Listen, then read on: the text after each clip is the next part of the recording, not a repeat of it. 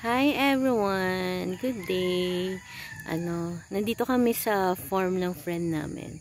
So, itong nakikita nyo pong sobrang dami ng gulay yan. Isa yan sa aking favorite na gulay, ang pechay. Kaso lang lately, hindi kami nabili ng pechay. Alam nyo kung bakit? Kasi sobrang mahal po ng pechay. Tapos konti lang siya. So parang kung titingnan, hindi siya ganon ka-practical bilhin. For example, halimbawa, pag nagluluto kami ng nilaga, instead na pechay yung nilalagay namin, ang nilalagay namin ay Baguio pechay o kaya cabbage. Diba kung tutuusin, kung iisipin mo na parang mas mahal ang Baguio pechay o cabbage. Actually, dahil nga nagmahal po yung pechay, nagiging mas mas parang yung difference kasi is konti lang yung difference. So, since gustong-gusto din namin ng Baguio pechay at ang tawag dito, hinihingal ako, layo ng nilakad ko, Baguio pechay at saka cabbage. So gustong-gusto din namin ng Baguio pechay, isa din sa favorite ko, tsaka cabbage. So mas namin ng ito, nakakatuwa lang yan, ang daming pechay, no. Ngayon sa pag-share ko lang po ha, kasi before, meron kasi akong friend na may-ari ng farm school. So, napunta kami sa farm school nila. So, nag-ano din siya ng mga idea about yung sa pagtatanim nga ng pechay, no?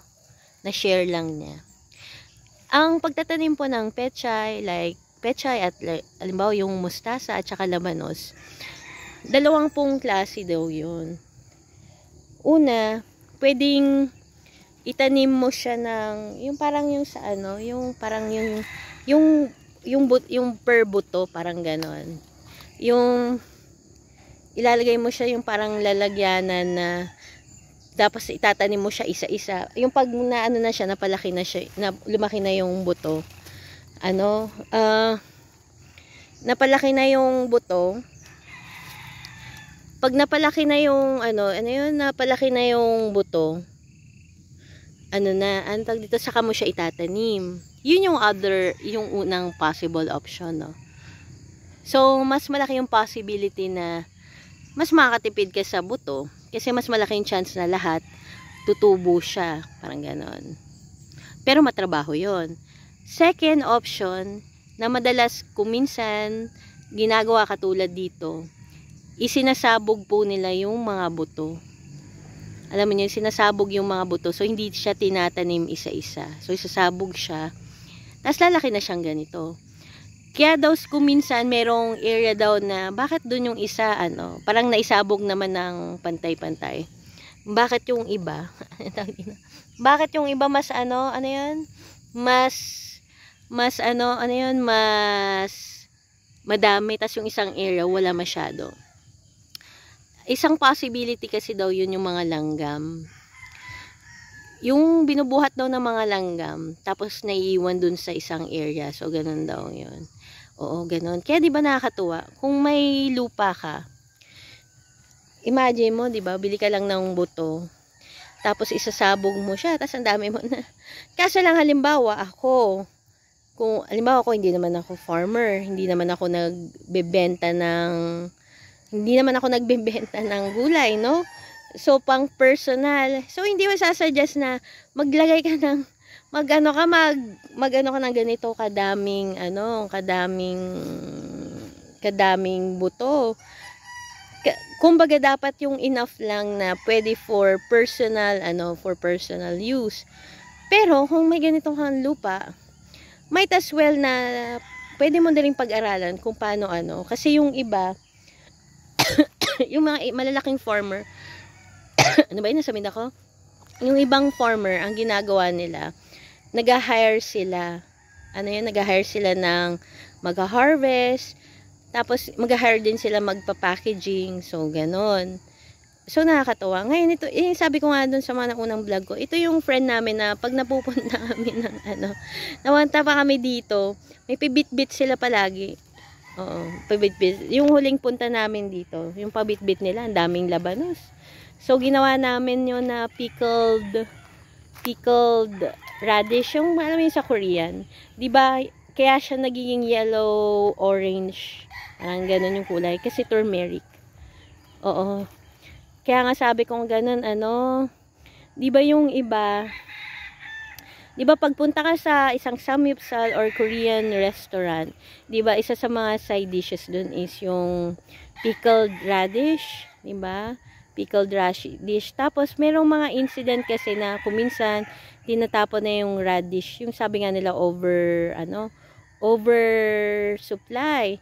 Pero kung tutuusin, pwede kasing i-preserve yun as pickled. Alam mo yun? Kasi nga, sa mga Korean restaurant nga, gamit na gamit yun eh. I mean, yun, kumbaga, inaano nila yun.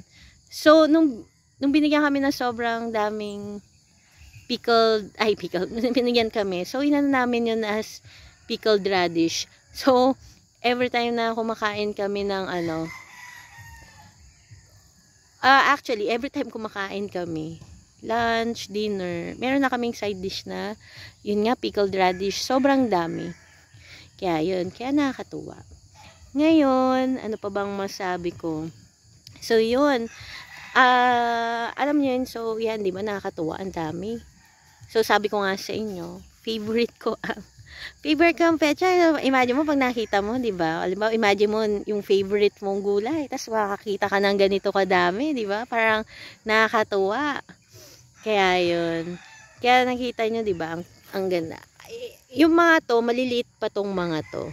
Yan, maliliit pa yan. So, pag lumaki ang mga yan, mas maganda silang tingnan. As in, sobrang green na green yung, green na green yung ground. So, nakakatuwa.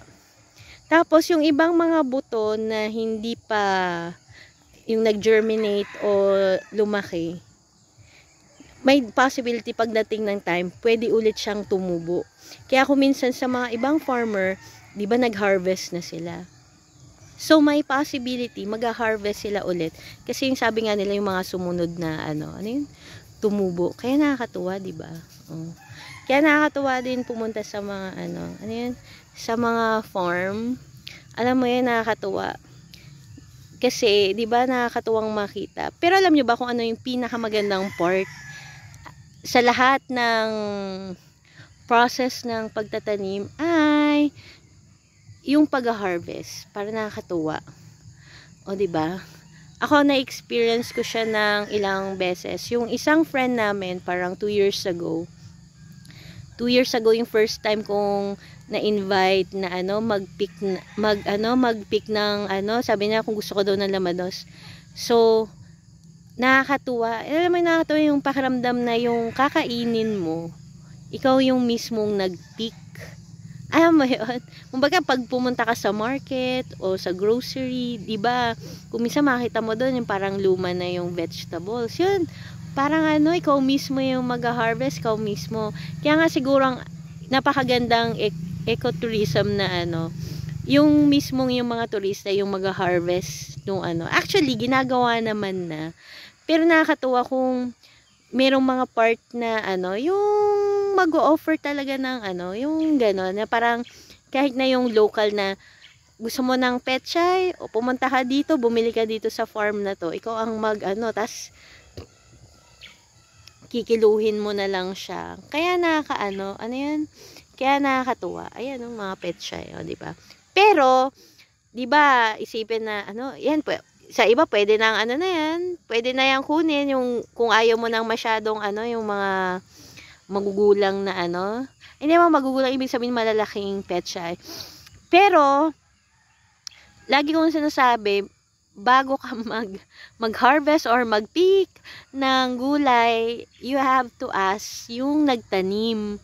Kasi kung minsan nilalagyan din yan ng ano yun, ng malay mo baka nilagyan ng insecticide, pesticide, kasi mas madalas kasi ang mga tanim, lalo na kung maramihan, hindi siya organic.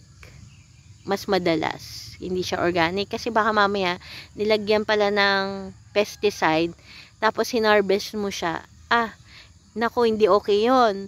So as much as possible, magpapaalam ka dun sa nagtanim o yung may-ari kung pwede bang mag-harvest. Kasi yung safety din, yun. Masabi ko. Kaya natutuwa ako. Sabi ko nga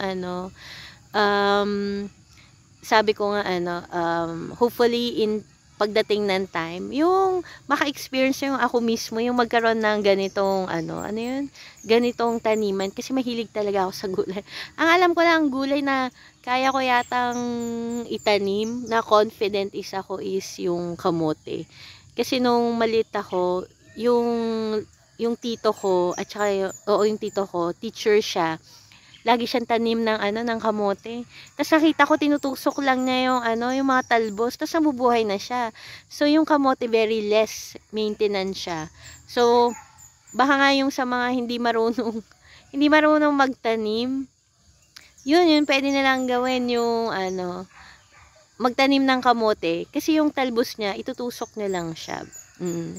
Oo. Tapos, kumbaga, hindi compare sa iba na kailangan ng madaming, kumbaga ibig sabihin mas mag-thrive siya o mabilis siyang lumaki. Pero syempre, kung gusto mo siyang ma-improve, syempre lalagyan mo siya ng mga nutrients na pwede, mga pataba. Pero actually, kahit nga walang nagano siya nabubuhay siya. Kaya yan. Kaya di ba nakakatuwa? Ang dami niya, no? Kaya naglo-look forward ako, halimbawa, kung ma-invite ulit kami. Di ba nakakatuwa yung maka-experience ng yung mag-harvest ka ng pet shy. Kaya natutuwa ako kasi I